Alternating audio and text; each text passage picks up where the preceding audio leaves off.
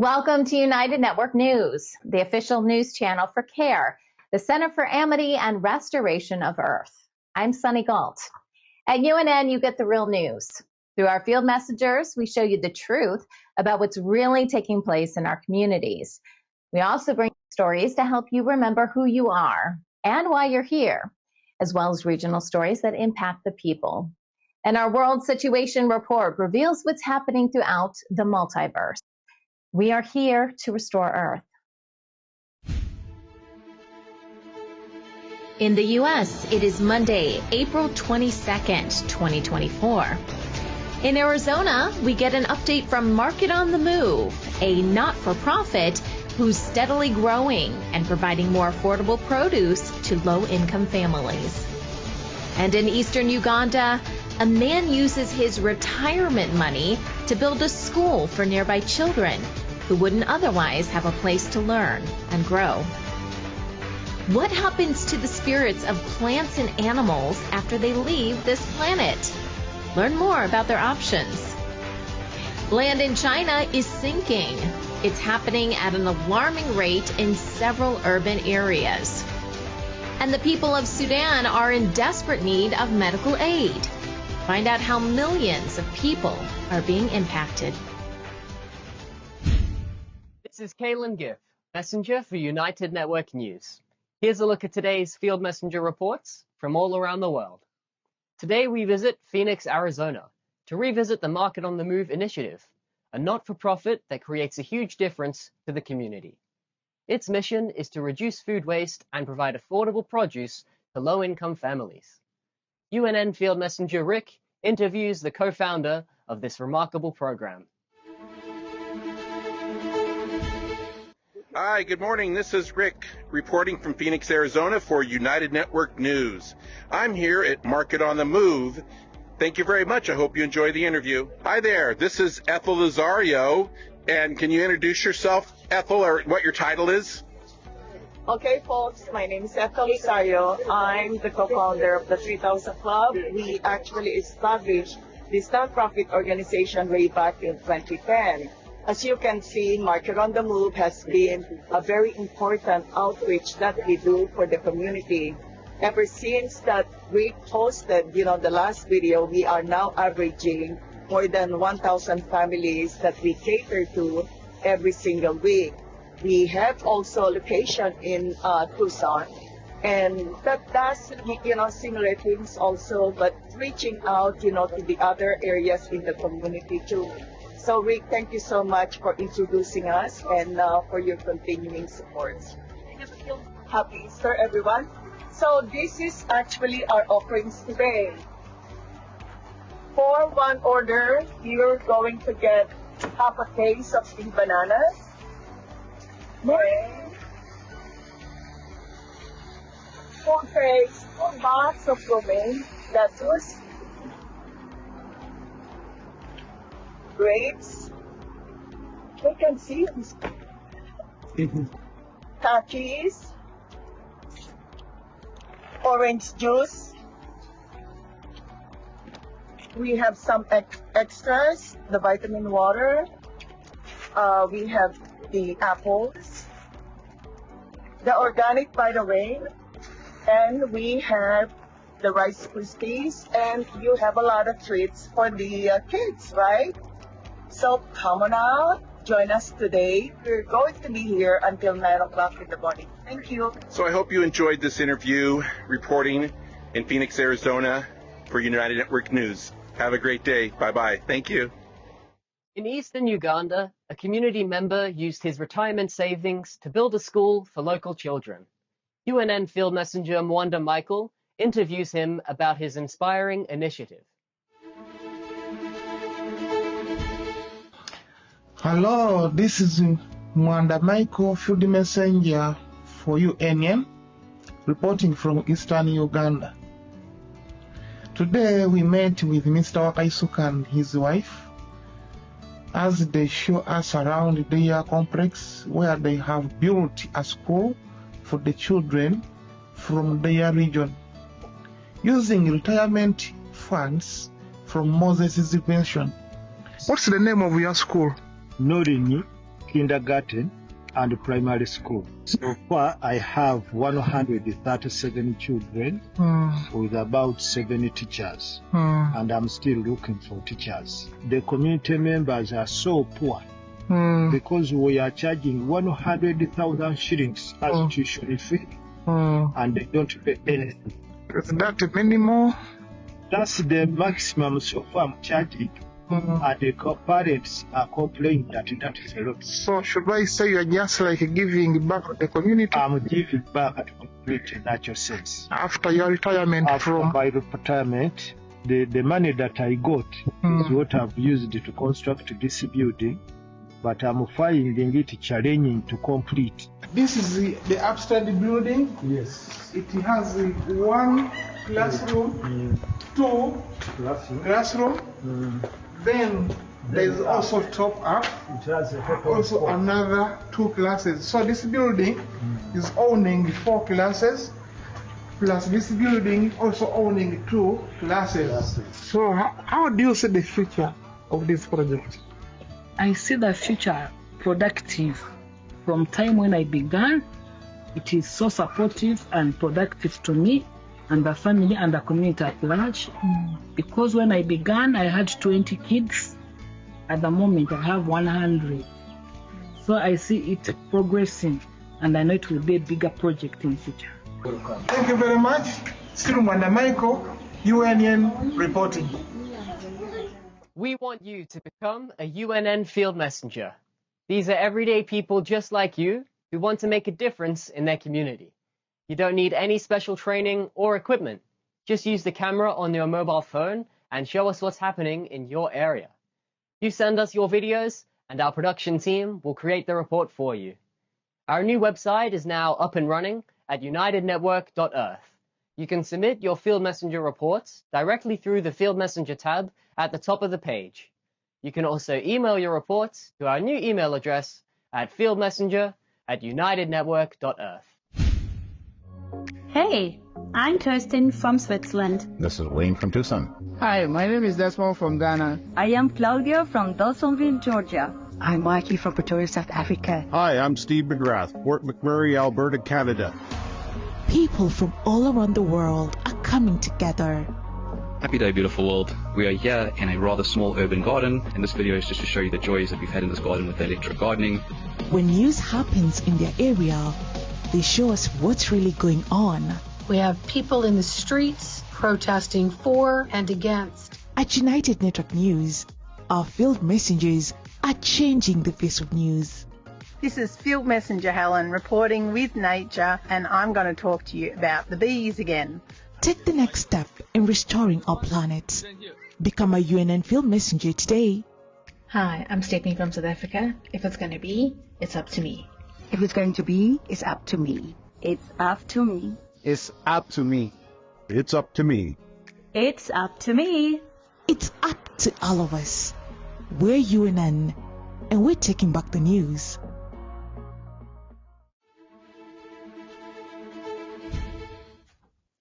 As humans, we often think of what happens to our own souls when we pass on. But what about plants and animals? Kara Daniels connects with the consciousness of Earth, not only to speak with plants and animals, but to help heal them as well. And during those conversations, Kara has learned firsthand what options our organic friends have when it's time to leave this realm. All right, so Kara is joining us again. And Kara, this is a really interesting conversation. We're talking about what happens to the spirits of plants and animals after they die. And I think it's so interesting because a lot of humans, we don't even know necessarily what happens to our own spirits. But today we're focusing on plants and animals. So what have you found? Sure. So we'll start with the plants because the trees right now are just right up in my space and they like to talk. So I'll let them go first. Okay. So what the trees have described with what happens to their spirit when they die is they have kind of two options or opportunities. They can either, one, essentially pop out of their crown, quite literally. Like we have our crown here, the trees also have their crown, and so they can energetically go out their crown and merge into what they say is higher consciousness. And the way that they show that for me is what many people think of as the spirit realm or heaven or, you know, the universe, whatever language you are comfortable with, but that's what they show me there. Okay. The second option is they can escape their physical body out through their roots and merge into that mycelial network below. And when they do that, they can merge into the consciousness of the soils of the mycelium, or they can kind of follow that network and find a tree that does not have a spirit within, and they can occupy that tree. And so they have a lot of different options, which is really cool. It's like, do they want to go into the ground? Do they want to go find another tree? Do they want to go into higher consciousness? And so those are the three main ways that the trees kind of describe what can happen with their spirit when their body dies. It's so cool. That is so interesting. So if they were to go into another tree, would that be like what we would consider a dead tree, or can there be, and I'm not sure if you know the answer to this question, or can there be a tree that looks like it's growing, that it's thriving, that doesn't have a spirit? Yes, such a good question. I had the exact same question. So what the trees have told me is that historically, long time ago, when people had a conscious connection with the earth, with the trees, all of the trees had a spirit within. Now, that is not the case. There are actually trees that are vacant, and you wouldn't really know if you're not kind of tuning into the consciousness of trees, but they look alive, they are alive, they just don't have an indwelling spirit. So it's like they have space to accept that being to come into that their body, essentially. I know it seems kind of weird. There's just trees out there that are vacant. That's how they describe it to me. And those are the trees that actually should be the ones being utilized for wood, for whatever uses that we need, instead of taking the ones that have the indwelling spirits. So it's it's a great question. That's a great point, because if we knew which ones to use that didn't have a spirit, you're right, those are the ones that we should use for materials and things like that. That'd be we need a way to know. I'm sure that's coming. That's coming in the future, I'm sure. We'll just, intuitively be able to understand. Mm-hmm. Yeah. So what about the animals? Yes. Okay. So the way that the animals describe this to me is they generally don't go into the consciousness of the earth. I haven't had any animals describe it that way. They merge into the higher consciousness. Again, what most people consider heaven or the spirit realm. And what they show me most often is kind of cool. They enter into the space of where there's like dogs and cats and birds and this huge grassy field, and everybody's just playing and having a ball, and it's just like the sunniest day ever. That's kind of their reintroduction into the spirit realm. Now, there's a few different ways that this can play out. One, they can meet their soul group, their loved ones, kind of how one imagines like going home and seeing everybody that's already transitioned. That's one scenario.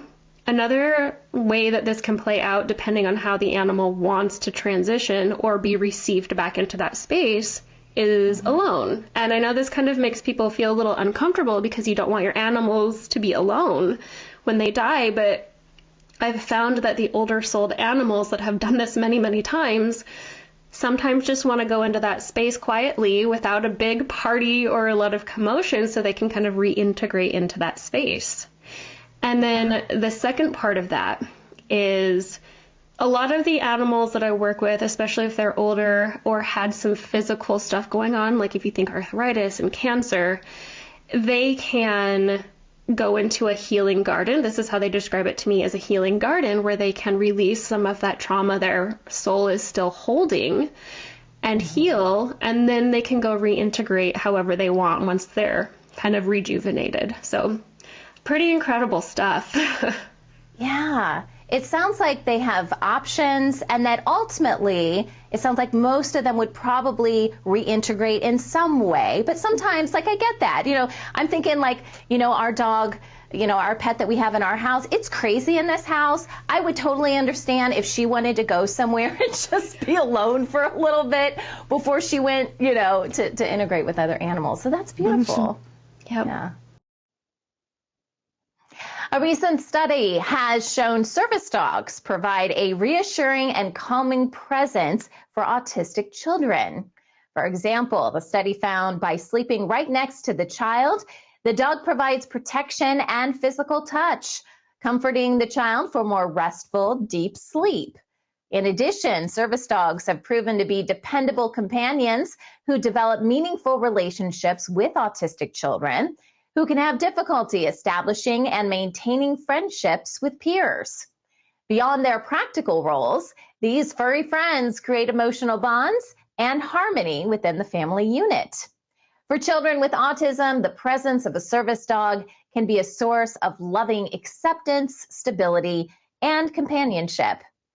Through intuitive understanding and trained tasks, service dogs offer moments of bonding, playfulness, and joy, promoting an increase in the quality of life for the whole family. In Denmark, community saunas have grown steadily in number and popularity during the last 2 decades, helping people suffering with loneliness and depression. Routinely going to the sauna and connecting with others in a warm and safe place has brought healing for many individuals. People are reconnecting with their community, creating bonds of friendship, and sharing common interests with their neighbors.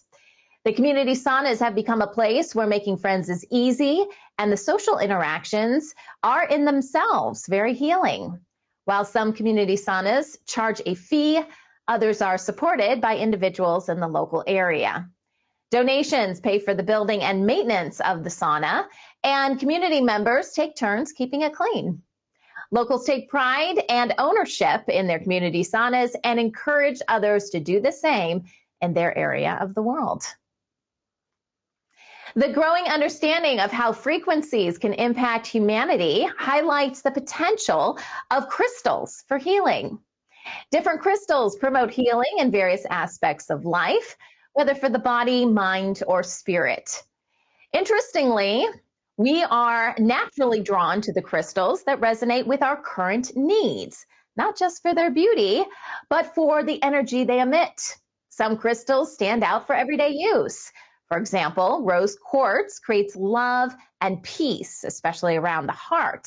Amethyst, known for its healing properties, is also great for meditation and can alleviate headaches.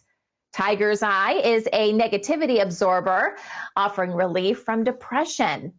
Hematite, on the other hand, calms anger and can reduce fever. Crystals benefit everyone, regardless of their age. Size doesn't diminish their effect. Even a tiny piece can emit healing frequencies. These minerals are ready to aid us, simply awaiting our invitation to do so. We are United Network News. Every day, we release real stories from real people all over the world. Field Messenger reporting from Gold Coast, Australia, Denmark, Canada, Uganda, from Atlanta, in Southern California. In their own words, people like you share what's really happening in their area. At UNN, you are the news. You are creating a new world with infinite possibilities. You are the restoration plan. Come join us for the real news every Monday, Wednesday, and Friday, only on United Network. We're UNN, and we're taking back the news.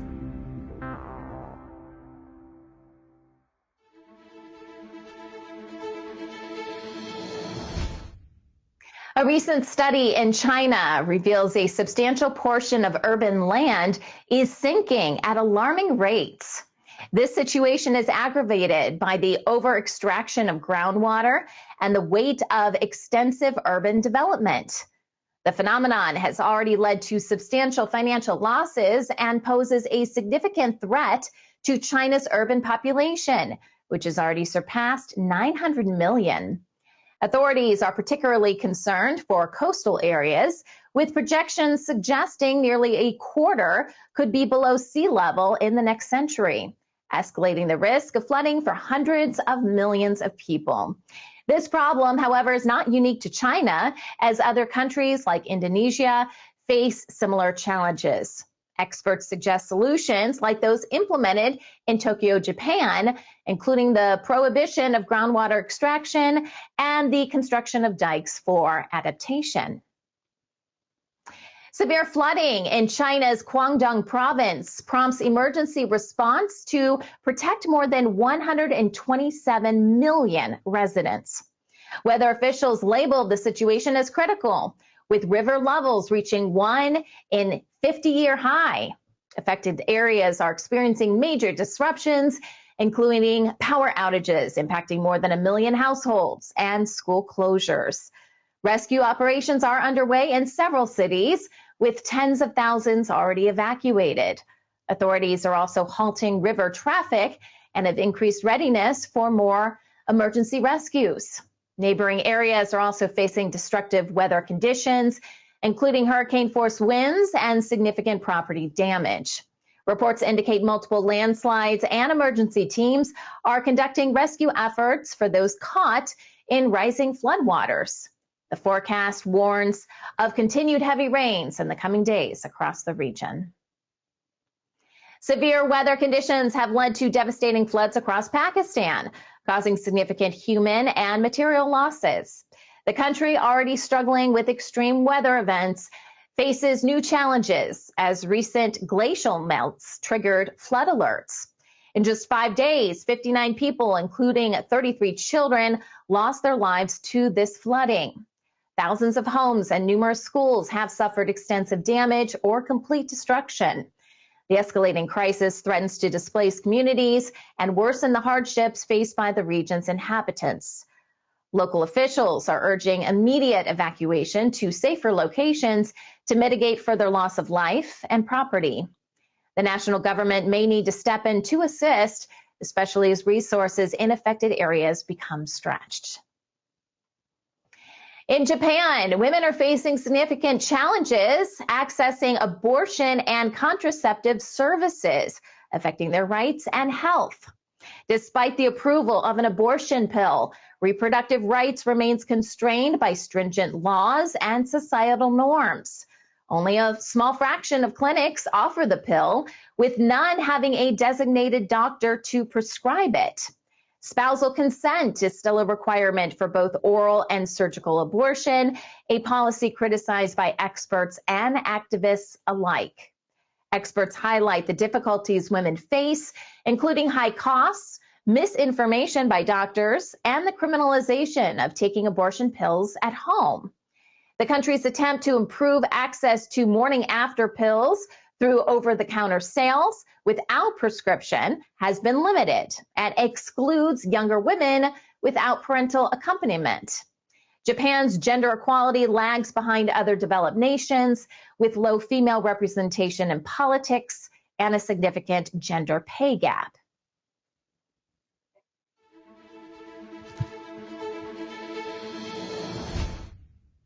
In California, in the United States, a program providing free preschool to help prepare kids for elementary school has received mixed reaction from parents. The 2-year program, designed to offer optional enrollment, has seen less participation than expected, with growing concerns over its actual benefits and convenience compared to other forms of childcare. While the program is praised for its potential academic advantages, including improved literacy and mathematics skills, some families prefer the flexibility and full-day coverage provided by private daycares or other alternatives. The lack of after-hours care in some schools poses a significant challenge, pushing parents toward options that better suit their work schedules and lifestyle needs. Despite these challenges, the program offers clear benefits, including free, high-quality education by certified teachers and a play-based learning environment.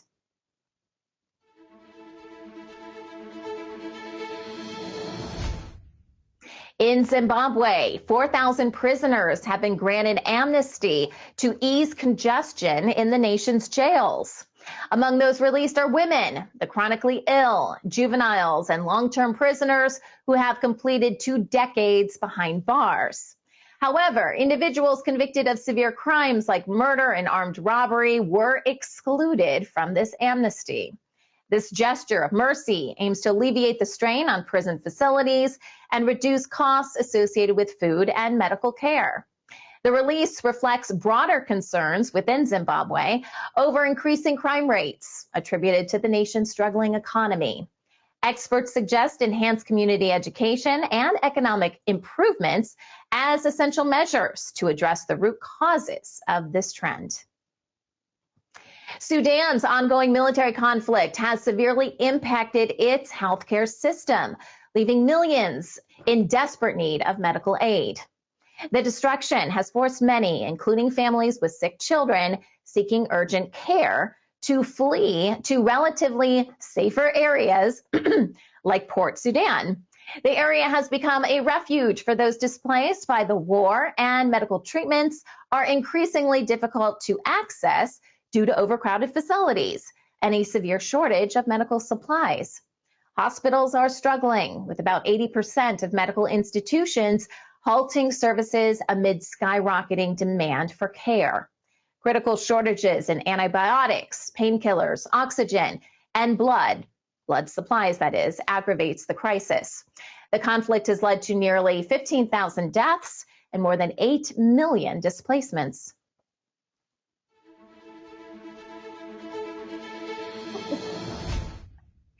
In Australia, the rising trend of food allergies is becoming a significant concern, impacting individuals and families nationwide. Allergies ranging from mild to severe not only disrupt daily life, but also pose life-threatening risks. The federal government has recognized the urgency of the situation by funding the establishment of the National Allergy Center of Excellence to lead research and clinical trials. With allergies affecting a considerable portion of the population, the focus has turned to innovative treatments, such as immunotherapy trials and drug patches, which aim to retrain the immune system and reduce severe reactions. These trials offer hope to those burdened by allergies, promising a future where daily activities are no longer overshadowed by the fear of allergic reactions. The move toward telehealth consultations is also improving access to specialist care for those living in remote areas.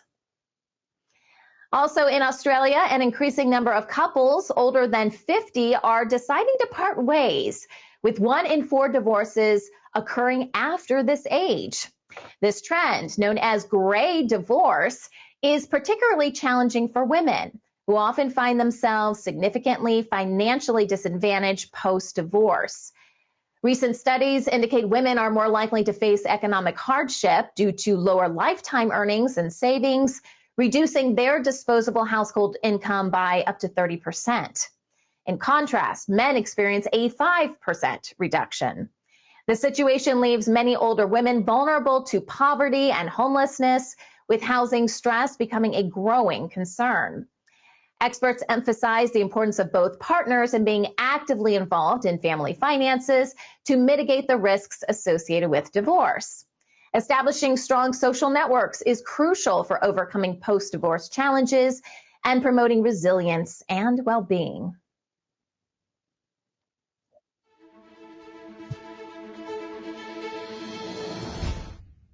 In Rosario, Argentina, residents are living in fear due to escalating drug-related violence. The city's homicide rate is 5 times the national average, driven by the drug trafficking that thrives in its strategic port location. A recent spree of killings, including public figures and workers, has paralyzed the community, leading to emptied streets and closed schools. Authorities attribute the surge in violence to orders from imprisoned gang leaders who have reportedly paid young hitmen for the murders. People are hesitant to leave their homes, and some resorting to carrying weapons for protection. Authorities have responded by deploying hundreds of federal agents to patrol the streets and establish checkpoints, aiming to restore peace and reassure the terrified community. However, the residents remain skeptical, having witnessed the persistent cycle of violence and failed government promises in the past.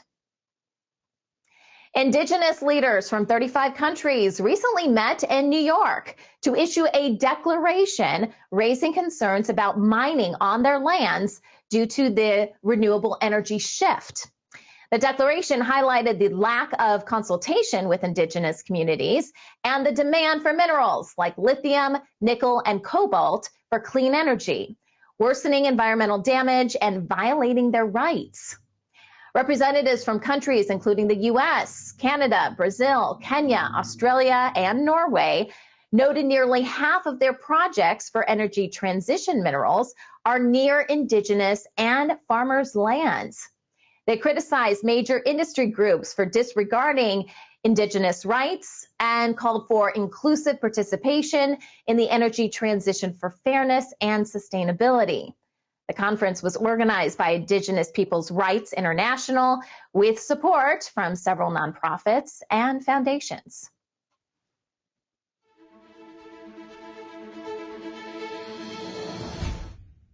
In Greece, thousands have protested in major cities against rising unemployment and the escalating cost of living.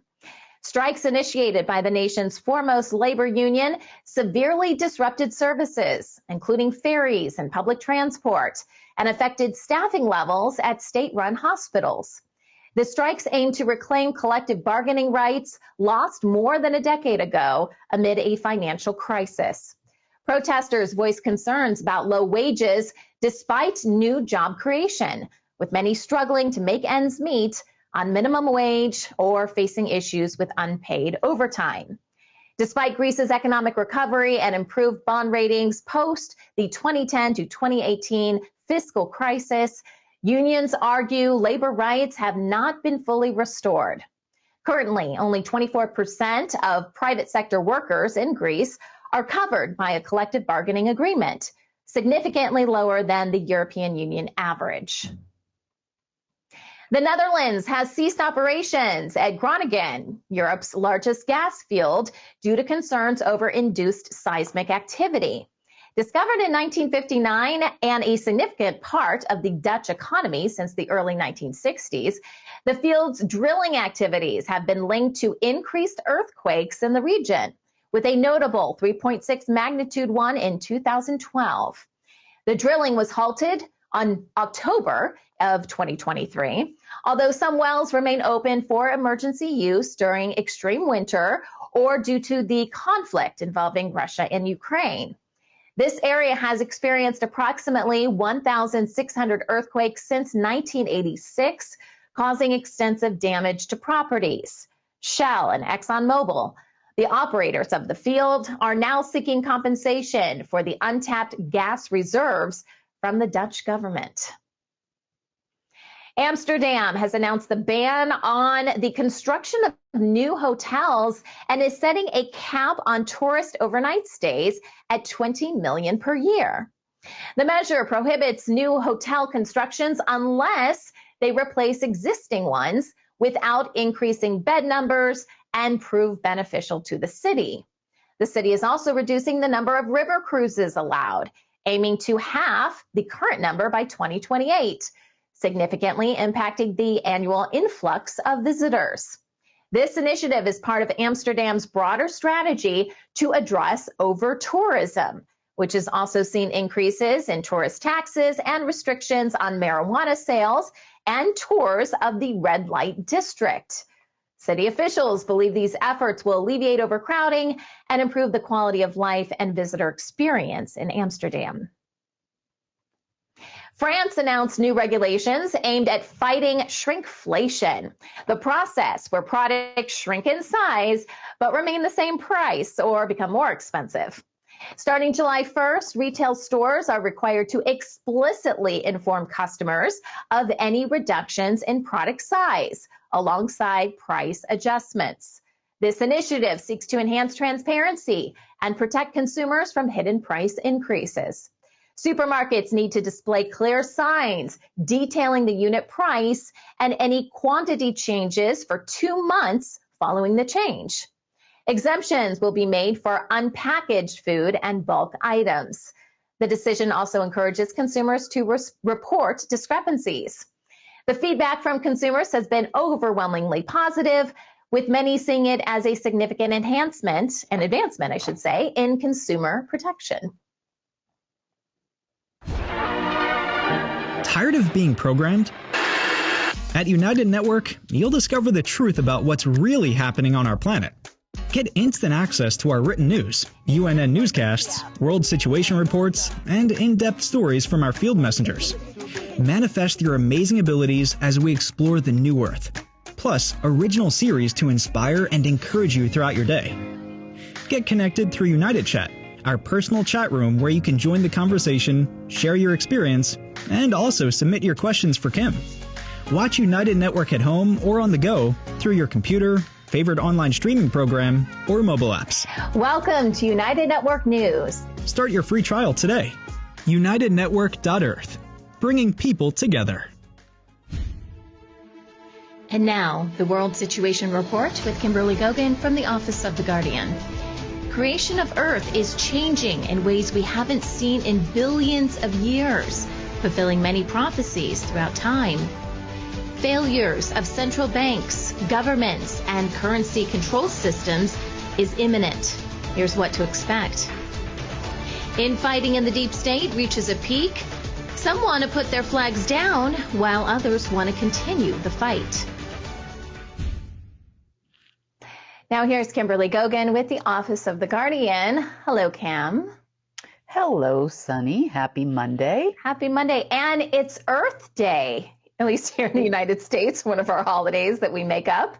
Did you realize that? It's Earth Day today. I didn't get the day off. Did you get the day off? I did not get the day off. But I hear later on in our World Situation Report, we've got some good news for planet Earth. So I'm excited. Yeah, excited to hear about that. How was your weekend? I don't really get weekends. You know, when you say weekend, that means, oh, it's Friday. So happy it's Friday. And then you go about family activities or other things on the weekend that you don't get to do during the week. You know, do your chores. I don't have any of that. It is just another day for me. Yeah. How crazy did it get over the weekend? Well, you know, I have a tendency to make people crazy, you know, in general. So this weekend's crazy was actually caused by me. Okay. And I'm happy about that. So it's a good crazy, I guess you would say. Mm-hmm. Before we get into that, I just wanted to wish everyone who celebrates Happy Passover. Starts tonight. So I just wanted to say that first before we get started. Okay, and by Happy Passover, it's not going to be happy for everybody, especially red cows, I hear. Yeah, that was supposed to happen on the 23rd, right? Isn't that what they said? That's tomorrow, Red Cow Day. Yeah. Or tonight at sundown, right? Tonight at sundown, yeah. Okay. Well, and it appears that at this moment, you could almost call them an extremist group, kind of, not in the terrorist sense, but, you know, we have others in other religions that are extreme. Yeah. And this group here is extremely dedicated to the fall of humanity, you could say. They're dedicated to becoming the false savior of the planet.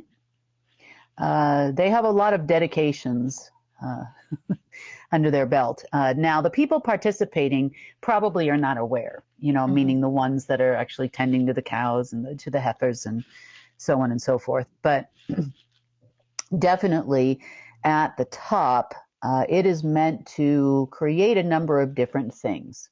Number one, a tension between Islamic religious groups and Christian and Jewish religious groups, because the Temple Mount is so controversial. Mm-hmm.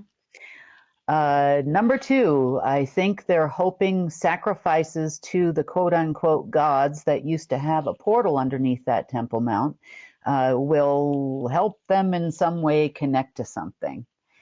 There was a full-on operation going on this weekend under Urim military base in Israel, spelled URIM. And therefore, their attempted connections failed, of course, but nonetheless, it's definitely getting pretty hot and heavy around the world after the fall of those RMB bonds. Mm-hmm. They are scrambling, looking for something else. We've seen a significant uptick, like I said, in talks about digital currencies as a possible option. We're seeing upticks in the quote-unquote white hat groups allegedly blaming the elites for the lack of Nasara Jassara. We're seeing that go on. I know, God bless them all. They start the rumor, and then when it doesn't work out, they start the anti-rumor. Yeah. So there's a lot of activity, and predominantly this activity has been focused on getting financial access, making sure that they still have access to certain things, which led us to a couple of revelations over the weekend, probably starting Saturday morning, Friday afternoon.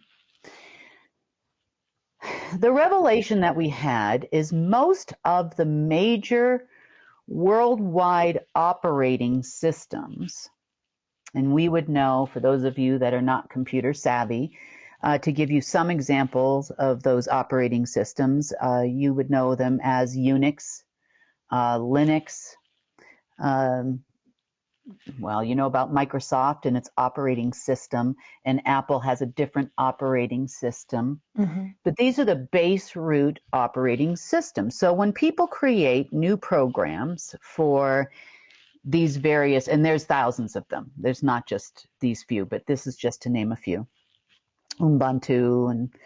And so when people create these base root programs, like, for example, if you're creating an app for Apple, or you're creating a like a Microsoft Word or something like that, like some kind of a program that would operate within that operating system or for that operating system, most of the time these days, when you start getting even to deep state level and base root military systems and intelligence systems, the base code for those, meaning the plethora of ones and zeros we call bytes, would actually be copied and pasted, and then you add your additional coding on top of it, which makes what you see as a document, or you see it as a Google Chrome.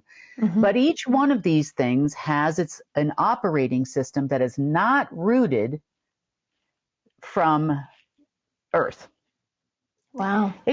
It comes from somewhere else.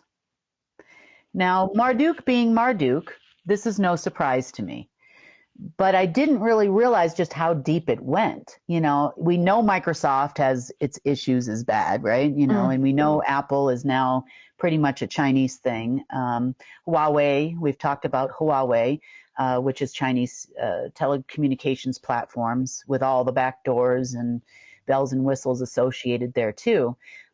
But the base platform, every time a new operating system is created, and there are even some old ones in there, if you remember IBM George programming from 1957. So these things still exist. Watson is another one. But those platforms, when they are agreed upon to, and were in the past ratified in the Hall of Records during the advent of those platforms, blockchain is another one. So all of these different platforms, their base root platform was always rooted in alien technology that existed throughout the multiverse and in a quantum sentient AI systems. The reason why it was done that way is so that my predecessor could control everything. Mm-hmm. If he wanted to take out Microsoft, he would take out the base root platform that he created for Microsoft to exist in the first place. So, Kim, is it the exact same code, or did Marduk tweak it, for example, for Apple or Microsoft? Well, as an example, no, he created the base coding for Microsoft to exist, as an example. Okay. I'm just wondering if that would change per company. So if he wanted Apple to go down, he could change the code and just Apple would go down. It wouldn't affect everybody that had this base coding, because it was a little bit different then for each company. Well, we have to think of this like a pyramid. Okay. So you have Omega at the top of the pyramid, and then we have lots of different stuff in between, our other types of AIs, like Armageddon AI we've talked about in the past, and other sentient AIs. And then as agreements would come through to build a Microsoft, that whole thing about everybody starting in their garage and isn't that wonderful is not a thing. That is not a thing. Yeah. So when something was submitted by, say, DARPA or one of the other agencies, because all of these, Oracle systems runs on, I think it's Solaris or something like that. So each time an agency wanted to create a new system, predominantly either the orders came from on high as it relates to this planet, or if they came as a request from an agency down below, then the base alien root platform was created for that to exist.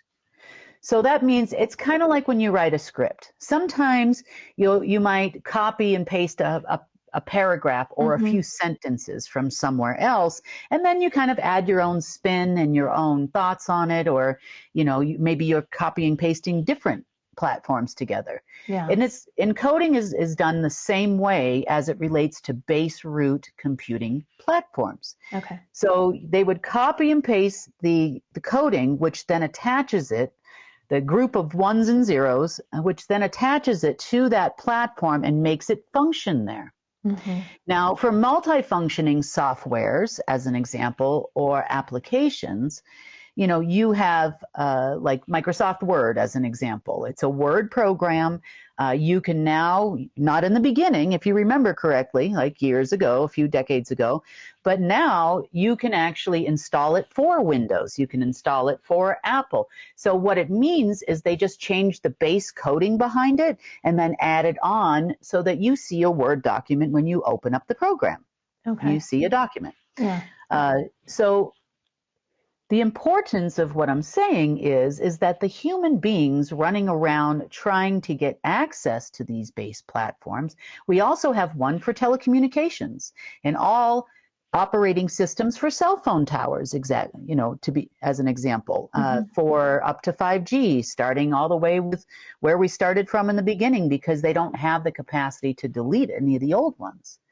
And then again, why would they want to? We also have satellite phone operating systems. We have operating systems for electrical grids. We have operating systems for pretty much everything on the planet.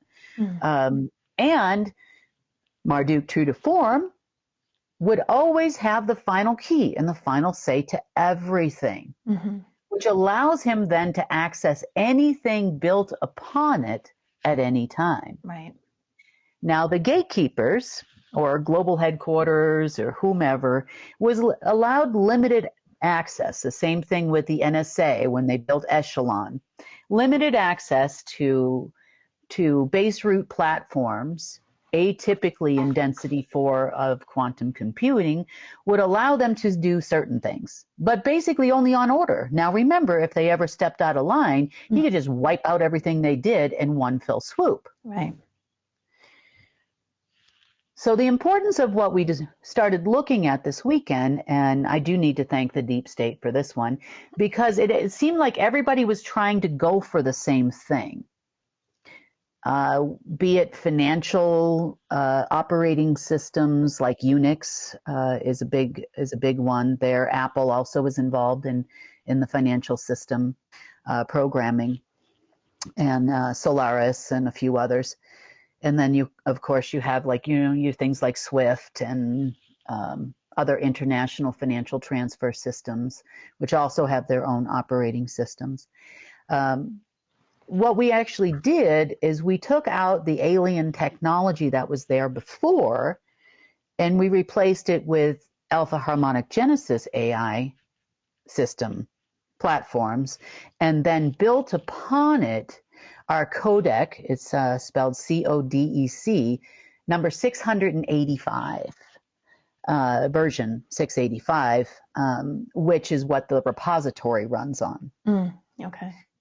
Started reinstalling our own control systems for the back end. Now, the reason why we did it is not about world domination or dominating electronics worldwide.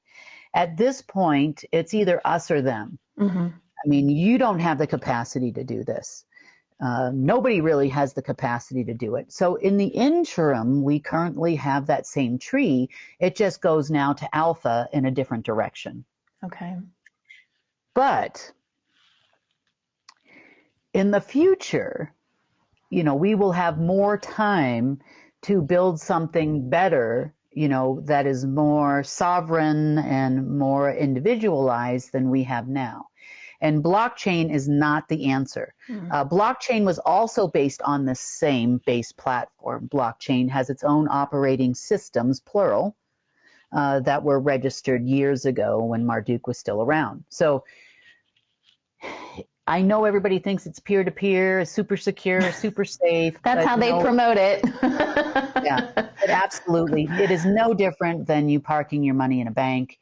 You know, you're still running on the same system that all roads led to, you know, Marduk, so to speak, and not Rome in this case, although people like to think they do. So this was a big positive for us. We're still cleaning up additional systems as of this morning, so we're working on it. But the more, the further we get in this process, the more their back doors go offline. So a lot of their systems that they used that would tie to this alien electronic computer system tied to Omega, the more their systems go offline. So that is a positive for us. It gives them less eyes, less ears, and of course, less fake currency schemes and everything else they're trying to do to us, and ID 2020 and MEGVI, spelled MEGVEII platforms, Skynet, as we talked about last week. It gives them less ability to try to utilize an old base platform, copy paste code, because ours is not copy pastable unless we say it is, and it's not even visible. It's encrypted, and for now it won't always be, but for now it actually is. That doesn't mean it's going to affect people that are coding apps or games or, you know, new softwares, because you're basing your platform on a platform that you still have access to. It's just the base coding to install something brand new, like we want to come out with, you know, Sunny operating system and Sunny phones. You know, you can't actually do that right now unless we say so. It has to be this way because the only ones that ever used anything like this was the deep state, or had access to it, what limited access they did. And right now they're trying to do everything they possibly can to crash the dollar, crash the banking system, crash this, crash that. They would like to be in full control. Now, speaking of full control, some meetings took place over the weekend with someone I talked to a lot, mainly Tom. They were very short. They sat down with 3 generals. I believe the generals were working together in cooperation with the Global Headquarters Organization and some other agency folks in this meeting. And these people said, we control the financial system, we control this, we control the militaries, we control, and then proceeded to let Tom know that he needs to handle me properly and work for them. I know. Again. Yeah. So Tom said, I don't think you know what you're talking about. Do you actually have, you know, they said that they're going to issue a new currency this weekend. This was yesterday. And Tom said, do you actually have the capacity to issue currency? I think you're talking about central bank digital currencies. And he said, yes. And he said, are you sure you have a base platform for that anymore? You better go check, you know. And then after he left there, they did actually check and figured out they do not have this. They do not have the capacity to install any of this anymore. So, you know, I don't know how many different ways I can say to these people that, you know, if you have control of all of this stuff, why do you need me? You know, you allegedly are portraying yourselves to be the keys to the kingdom holder. Then, you know, why do you need me? Why do you care what I do? I'm just some lady in Durango, Colorado, just, you know, making oils and doing my thing. Well, and if they have access to it, then why don't they pay people? Come on. I know. Why aren't you paying anybody? I mean, come on, governments included. So, yes. Now, speaking of governments, we have taken a turn over the weekend. Okay. So if you were to look at these AIIB or Asian Infrastructure Investment Bank bonds that we discussed, you would have seen them kind of start to expire on the 17th, and then more expired on the 18th, and about the same on the 19th. But the peak day for that was actually yesterday, in which most all expired with the exception of 1 to 2% of what they issued. Now, what they had tried to do over the weekend, because of the issue with them not having those closed loops and not being able to see those closed payment systems anymore, they were fake, with fake bonds and fake money. They did try to fire up a system from 1974 that was located at HSBC, Barclays Bank, Citibank, JP Morgan Chase, TD Bank, Toronto Dominion Bank in Canada, and a few other large tier 1 banking institutions in the world. Now, there was enough left there. I mean, there isn't now, of course. There was enough left there to create some sort of a mirror for showing that these assets were part of the bank's assets. Other banks involved too, UBS and which is now Credit Suisse as well, but in other former Credit Suisse locations now called UBS. I'm telling you as many banks as I can possibly think of that we went to this weekend to get rid of these old server systems, because if they are not an asset to those banking institutions anymore, Bank of China included, is another one, then what we could end up seeing is a fall of some major banks. The one most heavily affected would be HSBC. HSBC in London, HSBC in New York, HSBC in Hong Kong. So from what we can see on our end, I don't know how long they're going to be able to sweep this under the rug.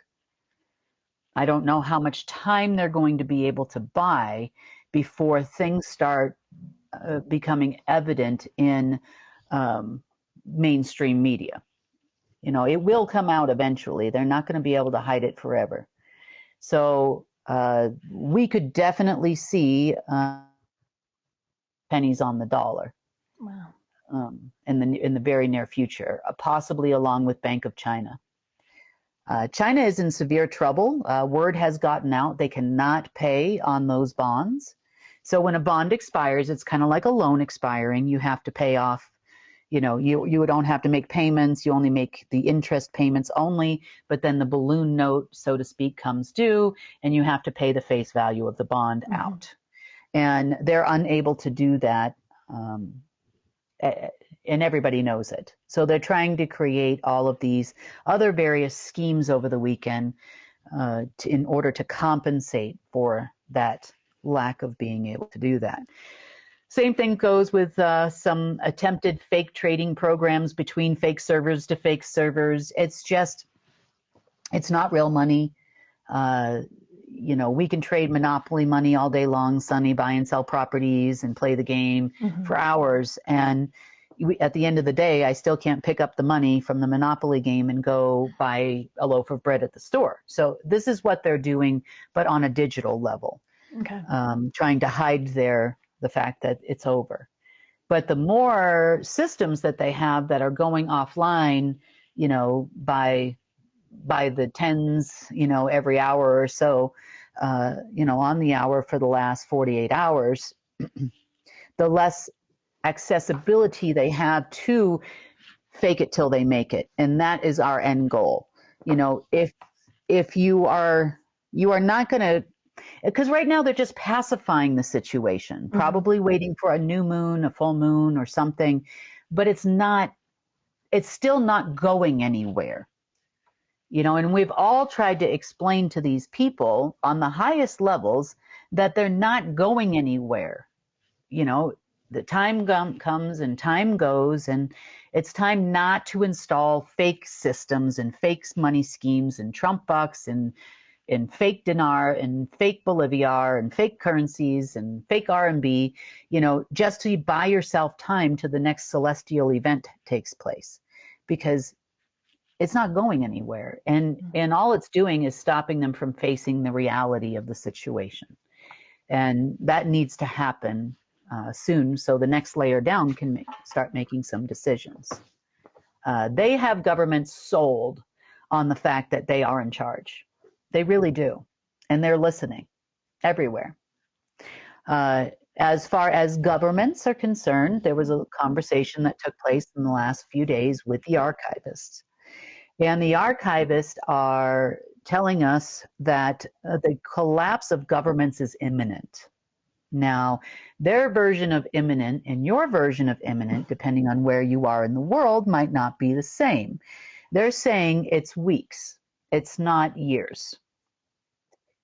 So we could say that we could probably see, if nothing changes from right now, because remember, looking at things in the future, based on their conversations they're having with governments, militaries, intelligence agencies, and all the people that are constantly asking them for information, they are seeing a complete collapse of government.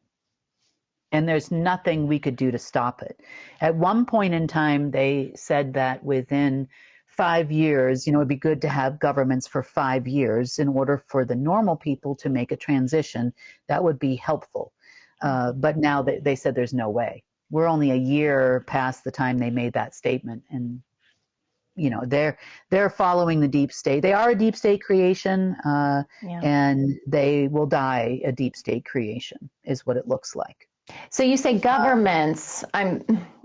All governments, starting with who?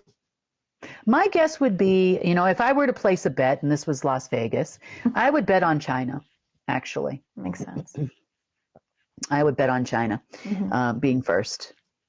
Even I know that they're really trying to crash Europe and the U.S. Because China would like to own them for free. But what I see happening here is I see China going down first, because it's all unraveling. The whole BRICS thing is unraveling. Everything is unraveling at this moment in time. So I mean, America's in rough shape, but China's overextended itself to such a degree that everybody is dependent on what happens in China at this moment. So then once you hit the big domino at the end of the chain, you'll start hearing tick, tick, tick, tick, tick, tick, tick, tick, tick, and they're all going to start to fall. Sure. That's what I see happening. Europe and America, the problem with it's how much debt you're in, as to how quickly you would fall. I can say that, the U.S. is in a lot of debt. Europe is in a lot of debt. I know Russia has overextended itself based on its obligations with China and Chinese bonds. South Africa has as well. BRICS countries would probably be right up there in the top level, I would say. And then on down from there. They have tried to just register the in-ground assets of countries to various systems over the weekend, with zero success. In attempt to take over a new quote-unquote currency that they want to install to replace the dollar because they can't control it anymore. And that is obvious. They have told the cartels that, well, we can't pay you in dollars or euros or, any currency, but we can pay you in digital currency, and we can pay you in, Trump bucks. We can pay you, but that's going to be the new currency of America anyway. So don't worry about it. What was the other one? A U.S. Treasury coin, all of these fantasy ideas that they have. They did on Friday evening try to install the blockchain system that we talked about on Friday. I was off. I said 2 minutes, 56 seconds. It was 2 minutes and 48. Even less. Even less. That's right. So that's kind of the situation as it lays right now at this moment with the deep state. I think the most important thing we can do is take away everything that gives them hope. I'm not saying they're going to make a different decision. They may create a banking system using smoke signals from Indian reservations all around the world, or native reservations. That could be possible. We could actually have to send money by smoke signal should they be successful. But at this point, that's highly unlikely that they're going to find anything. So you mentioned the cartels. What's the update with the deep state versus the cartels? Well, I would say nobody's waiting. They are moving wherever and whenever they can move. There was talk about a new currency being launched between now and, by tomorrow. Tomorrow is also the full moon. So by tomorrow, they're talking about a launch of a new currency to the cartels. Now,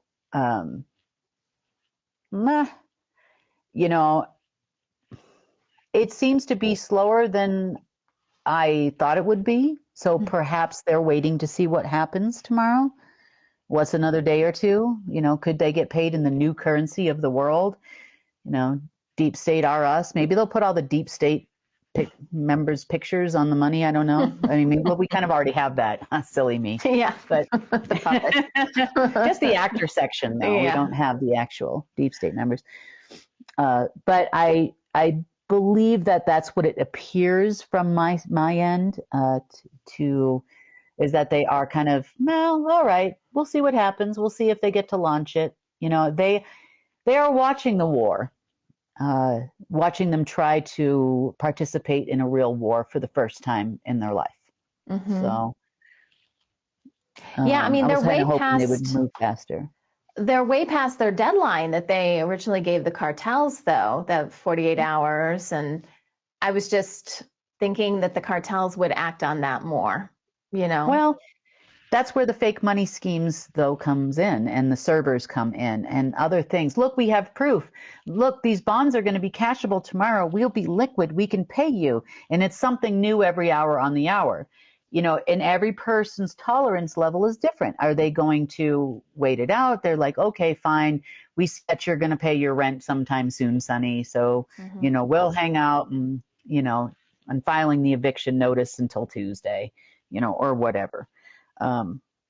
What their tolerance level is, I have no idea. But we'll see. We'll see what comes up in the near future. But speaking of coming up, we are seeing some very interesting things happening in the world. And I talked a little bit about this on Friday, but we're going to go into a little further detail today. Okay. So, deserts turning green. There is a lot of videos circulating around the internet and even in mainstream news outside of our CNNs and BBCs. I don't know if they're reporting it. But there are a lot of mainstream news channels in the Middle East talking about how the deserts are actually turning green. I think we have some video footage of that that our production team has pulled up. So very interesting. And this is all happening in the last few months. Yeah. Now, we knew this was going to be a direct indication of how well that area between Iran and Iraq was flourishing. And We talked about the living water and benefits of living water. And these areas where the deserts are turning green are very close to that particular spot. Okay. And it's spreading quite wildly at this moment. As you can see, it's pretty far apart where some of these places are, and they're reporting, they're seeing green grass and for the first time ever. And it's in a lot of the religious prophecies that the deserts would turn green and before the quote unquote judgment day of the Lord. Well, we're not going to have a judgment day, at least not for us, maybe for the deep state. And we can send them off to greener pastures, but don't. But this should, and I don't know how long it would actually take, but this should actually spread worldwide. And we should eventually have no more deserts. Right. So that's good.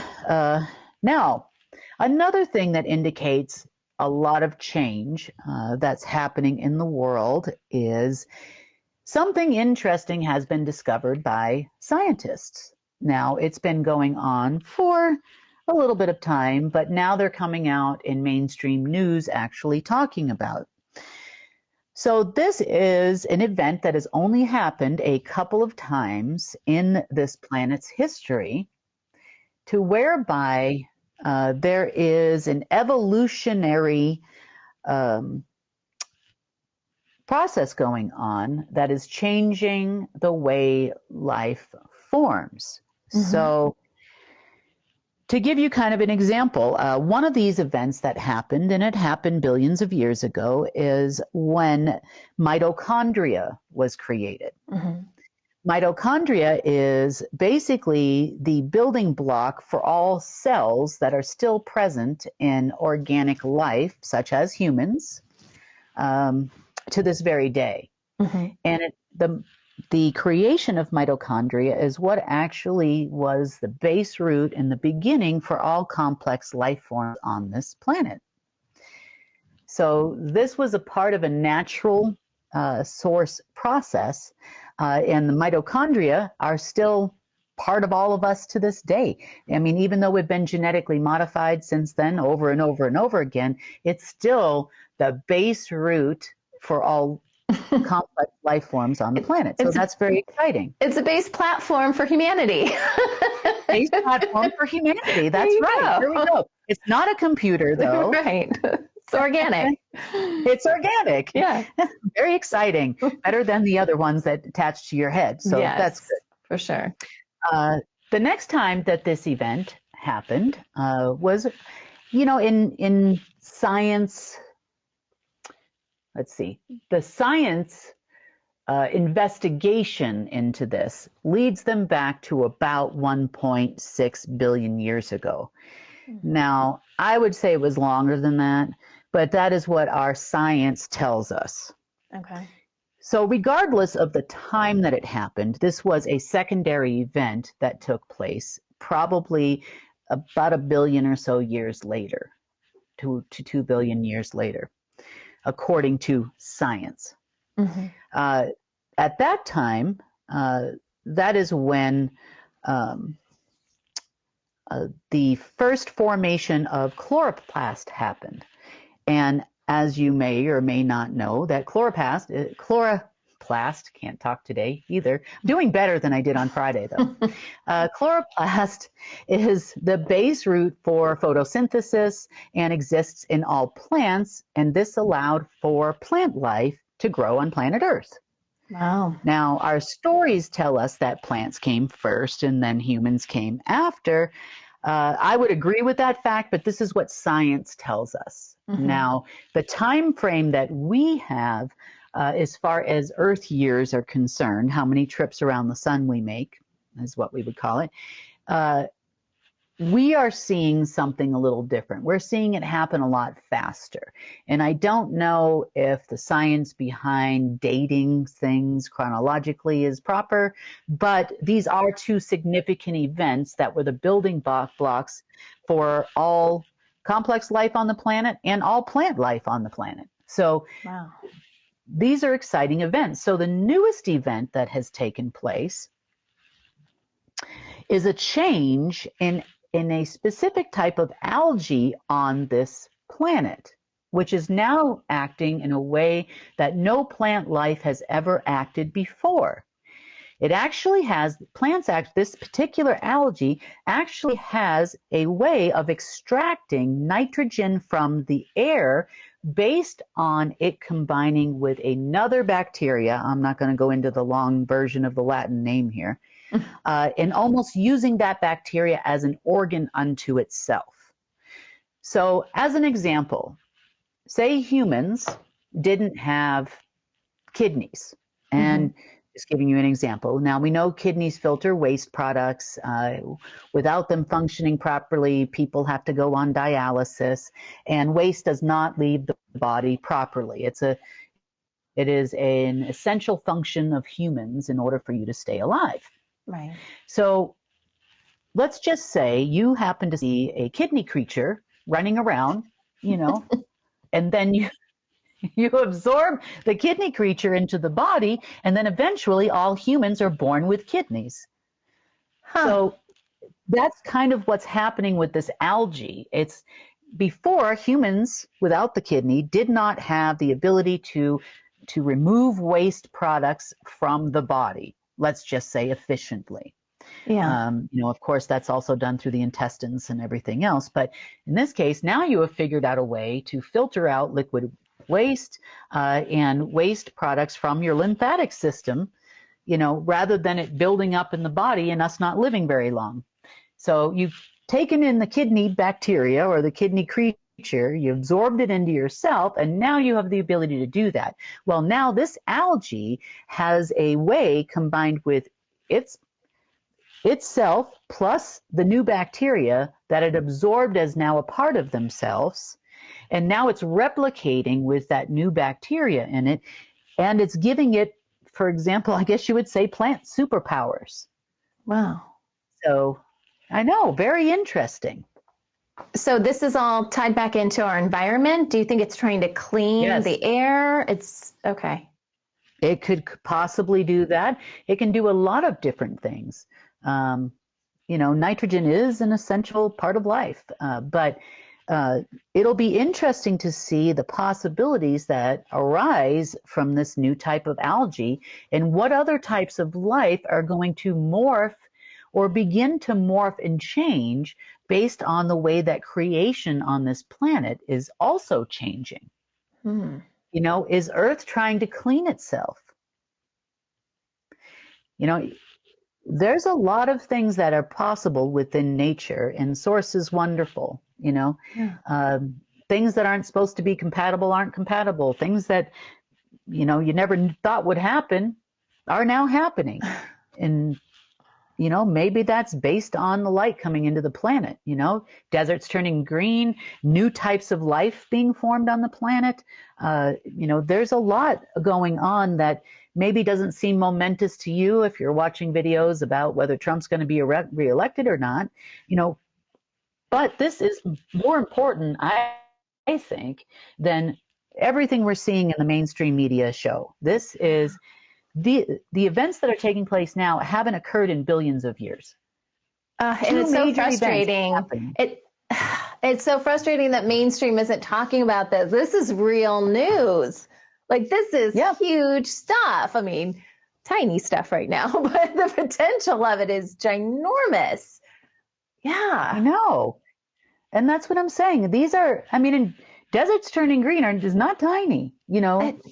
That is huge. I was talking about the mitochondria. Tiny. Oh, yeah, that's huge too. We're basically seeing something that happened that actually was the base root for all creation of humans on the planet, also happening for a second time within plants in billions of years. It's not like it happens every day. So it's possible we could get different types of life forms, organic life forms on this planet as a result? Yes. Wouldn't it be great to have our original trees back? Yeah, those giant trees where you just see the stumps now and, it's a fossil. But well, exactly. Wouldn't it be great if this algae is found to be able to clean oceans and rivers and lakes, and maybe Earth is going to clean herself? Wow. That's possible too. There's a lot of possibilities that I see starting to form based on things we were hoping would happen immediately last year, but now it's happening. So better late than never, Source, right?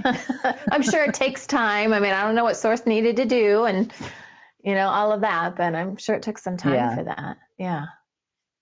Well, you got to clear the pathway for new things to happen, just like in your life. If you want new things to happen in your life, then you have to clear the pathway for that. When that door opens, you're ready to go. Mm-hmm. You can't keep getting stuck with all the things that are where you're at. You have to clear it all out, deal with the emotional wounds of whatever's happened, make way for that new job, apply for new jobs, whatever it is you're doing, in order to allow something new. Energy is neither created nor destroyed. It is merely transforms itself into something else. So, and that's what we're seeing happen with planet Earth. So way to go, planet Earth. Good job. Such great news on Earth Day. That's right. I didn't even realize it was Earth Day till you said something. So, wow. What a great report for Earth Day. I know. I love it. That's great.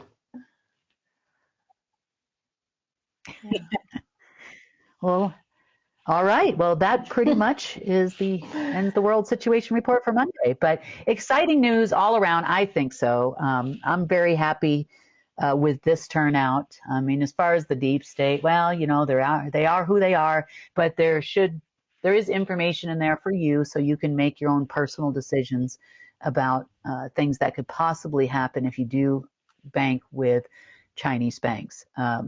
One report I did want to point out about banks before we go is there is a report circulating around in mainstream media through a few sources that Mexican banks are going to shut down for 5 days.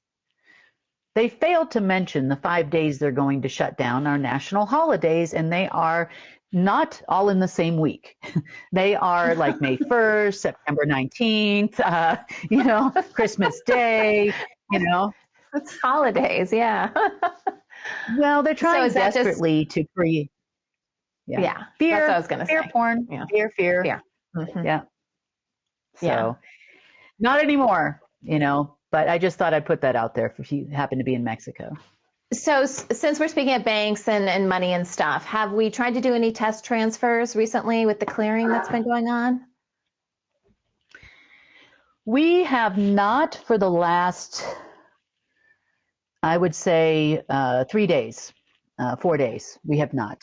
And the reason why I have not is because I've been kind of moving these systems over in the base root platforms to see if that actually helps us some and helps with any blocking.